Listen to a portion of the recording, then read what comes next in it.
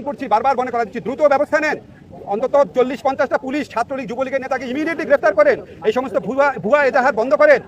আমি বিশ্বাস করতে পারি না এই দেশের স্বাধীনতা আন্দোলনের নেতৃত্ব দানকারী একটা দল পাকিস্তানি বাহিনী, পাকিস্তানি সরকারের মতো ভূমিকা রাখছে, এই দেশের মানুষের বিরুদ্ধে দাঁড়িয়েছে।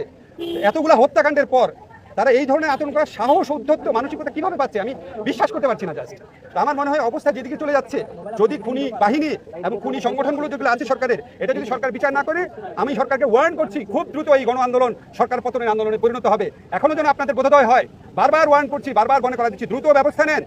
অন্তত 40-50টা পুলিশ ছাত্রলীগ যুবলীগের নেতাকে ইমিডিয়েটলি গ্রেফতার করেন। এই সমস্ত ভুয়া এজাহার বন্ধ করেন। এই সমস্ত ছাত্র আমাদের তরুণদেরকে যারা আটক করছেন ইমিডিয়েটলি নিঃশর্ত মুক্তি দেন, বিশ্ববিদ্যালয় খুলে দেন, মানুষের বুকের ক্ষত দূর করেন। এটা একটা গণ আন্দোলন, এটা একটা গণবিস্ফোরণ। এটা একটা আওয়ামী লীগের মতো একটা দল যদি এটা বুঝতে না পারে, এর চেয়ে পরিতাপের বিষয় আর কিছুই হবে না। আমি আর্জ করছি প্রধানমন্ত্রীকে, আপনি চারদিকে খবর নিয়ে দেখেন, এটা একটা গণবিস্ফোরণ, এটা একটা গণ আন্দোলন। এর উপর দোষ চাপিয়ে দিয়ে না, আপনি খবর নিয়ে দেখেন গোটা সংস্কার আন্দোলনে ছাত্রলীগের কত নেতাকর্মী অংশ নিয়েছে। আপনি খবর নিয়ে দেখেন বিশ্ববিদ্যালয় হলগুলো থেকে ছাত্রলীগের নেতাদেরকে যে পিটিয়ে বের করেছে, সেখানে সিংহভাগ ছাত্রলীগ নেতা ছিল কিনা। আপনি খবর নিয়ে দেখেন আওয়ামী লীগ পরিবারের মধ্যে এই সমস্ত নিয়ে প্রশ্ন আছে কিনা। এখনো জনধিকৃত শাসকে পরিণত হওয়ার আগে এখনো যেন আপনাদের বোধোদয় হয়, এটাই আমার আপিল থাকবে।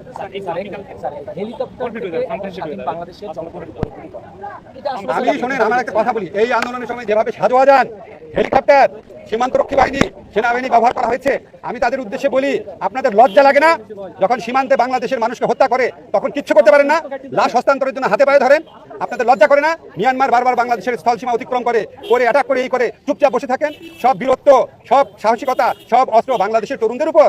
আপনাদের লজ্জা হওয়া উচিত। এই সমস্ত বাহিনীর যারা প্রধান আছেন, আপনাদের লজ্জা হওয়া উচিত। এবং আপনাদের মনে রাখা উচিত, কোনো অবৈধ আদেশ মানতে, চরম মানবাধিকার বিরোধী কোনো অবৈধ আদেশ মানতে আপনারা বাধ্য না। আপনারা আজকে যে কাজ করেছেন, কেউ বেশি করেছেন, কেউ কম করেছেন, আপনাদের পরিবারে আপনাদের সন্তানদেরকে জিজ্ঞেস করে দেখেন আপনারা ঠিক কাজটা করেছেন কিনা। নিজের বিবেকের কাছে জিজ্ঞেস করে দেখেন। আমাদের টাকায় আপনার অস্ত্র কেনা হয়, আমাদের টাকায় আপনার ট্রেনিং হয়, আমাদের টাকায় আপনাদের সমস্ত সুযোগ সুবিধা, আর আমাদের তরুণদের, আমাদের ছাত্রদেরকে এইভাবে গুলি করেন। আমি বিশ্বাস করতে পারি না। আমি কার্নিশে যেভাবে ছেলেটাকে গুলি করা দেখেছি, একটা ছেলের লাশ একটা সাদোয়াকান থেকে ফেলে, আমার মনে হয়েছে এটা কি গাজা স্ট্রিপ, আপনার কি ইসরায়েলি বাহিনী? আপনাদের বোধোদয় হোক।